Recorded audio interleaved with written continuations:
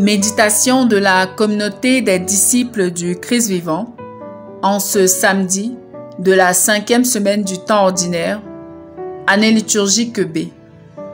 Évangile de Jésus-Christ selon saint Marc, au chapitre 8, les versets 1 à 10. En ces jours-là, comme il y avait de nouveau une grande foule et que les gens n'avaient rien à manger, Jésus appelle à lui ses disciples et leur dit: J'ai de la compassion pour cette foule, car depuis 3 jours déjà, ils restent auprès de moi et n'ont rien à manger. Si je les renvoie chez eux à jeûne, ils vont défaillir en chemin, et certains d'entre eux sont venus de loin. Ses disciples lui répondirent: Où donc pourra-t-on trouver du pain pour les rassasier ici dans le désert? Il leur demanda: Combien de pain avez-vous?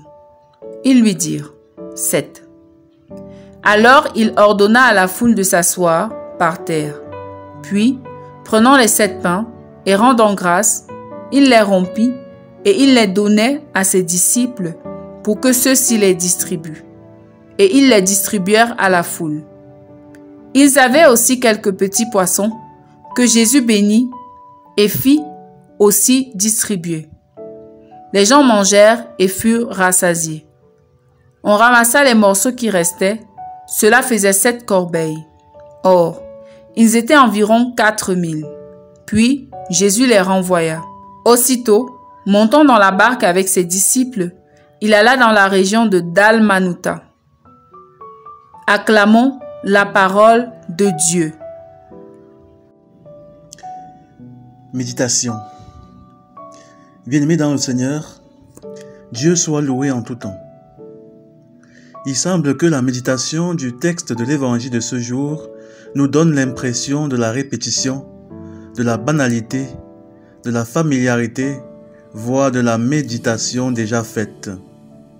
Cependant, il faut garder à l'esprit que si la parole de Dieu ne change pas, nos vies changent à tout instant. Il est essentiel de comprendre que méditer le texte de la multiplication des pains hier n'est jamais la même méditation que celle d'aujourd'hui, car l'eau a quand même coulé sous les ponts entre hier et aujourd'hui. Jésus a enseigné une foule de près de 4000 personnes depuis 3 jours. Jésus, ses disciples et cette foule nombreuse se trouvent maintenant dans un lieu désert, où il n'y a pas de possibilité de se procurer de la nourriture. Jésus a de la compassion pour cette foule qu'il souhaite maintenant renvoyer. Il sait que la nourriture de l'âme dont ces personnes ont été nourries pendant 3 jours ne saurait remplacer celle du corps dont ils ont besoin maintenant pour reprendre des forces afin de cheminer sans heurts jusqu'à leur domicile respectif. Comme pour dire qu'il faut savoir donner à chaque entité de l'homme sa nourriture, à l'âme la parole de Dieu et au corps la nourriture issue du travail des hommes. Jésus se rend compte que ses disciples ont 7 pains et quelques petits poissons. Ce sont ces 7 pains et quelques petits poissons pris de la main de ses disciples qu'il va se charger de multiplier afin de nourrir à satiété cette grande foule. Dieu a besoin de nos 7 pains et de nos quelques petits poissons pour en produire plus pour nous et pour les autres. Nous ne devons pas voler ces 7 pains et ces petits poissons. Ils doivent être le fruit de notre labeur. Dans cette opération de la multiplication des pains, l'homme fournit le multiplicande, en l'occurrence les 7 pains, les petits poissons, et Dieu le multiplicateur, c'est-à-dire 772 au moins. Et le produit, les 400 pains et poissons et plus, est partagé entre nous qui avons fourni les 7 pains et les petits poissons, et les autres qui n'ont pas la possibilité de s'en procurer. D'un point de vue mathématique, voici comment se déroule l'opération de multiplication des pains avec Dieu. Évidemment, si par paresse nous n'avons pas les 7 pains et les petits poissons, et nous fournissons 0 comme multiplicande, alors Dieu fournira 572 comme multiplicateur, et le résultat sera sans surprise 0 pain. Si nous donnons un multiplicande différent de 0, nous devons nous efforcer de partager le produit avec tous ceux qui sont dans le besoin. Ils sont nombreux ceux qui ne peuvent pas se procurer du pain parce qu'ils se trouvent dans un lieu désert. c'est-à-dire parce qu'ils passent par des difficultés objectives, ou parce que leur situation ne leur donne pas la possibilité de chercher du pain par eux-mêmes. Ce sont les malades, les enfants, les vieillards, toutes ces personnes dépendent de nous. Leur part de pain multipliée par Dieu se trouve entre nos mains. Ne leur en privons pas. Donnons-leur ce qui leur est dû.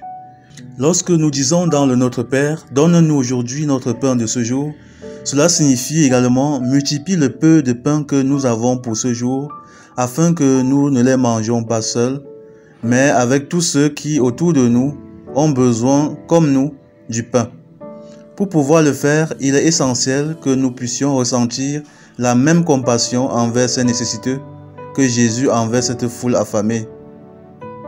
Sommes-nous conscients, et en tant que disciples du Christ, chrétiens, que nous avons la responsabilité de fournir du pain à ceux qui ne peuvent pas s'en procurer? Quelle multiplicande apportons-nous à la table de multiplication du pain de Dieu? Est-ce que c'est 0, 1, 2 ou 100? Prions. Ô Père éternel, accorde-nous la force et la santé nécessaires pour travailler à obtenir un peu de pain et de poisson. Lorsque nous les aurons, n'oublie pas de les multiplier pour ta gloire et pour combler le manque de pain de tous ceux qui en ont besoin. Par Jésus le Christ notre Seigneur. Amen. Intercession.